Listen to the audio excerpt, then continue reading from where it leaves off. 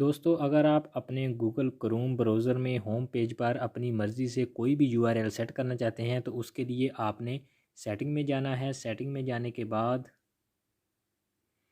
दोस्तों आपने इधर जो है ऑन स्टार्टअप इस पर क्लिक करना है। इस पर क्लिक करने के बाद आपने ये जो नीचे ओपन अ स्पेसिफिक पेज और ऐड अ न्यू पेज, यहाँ आपने यूआरएल टाइप कर देना है।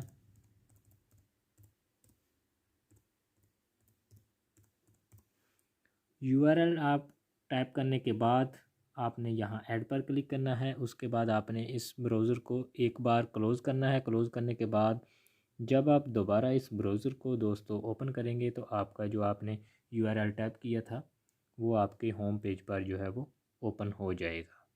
दोस्तों, अगर हमारी ये वीडियो आपको अच्छी लगी तो इसे लाइक कीजिए, कमेंट कीजिए और हमारे चैनल को सब्सक्राइब ज़रूर कर लें। मिलते हैं अगली वीडियो में।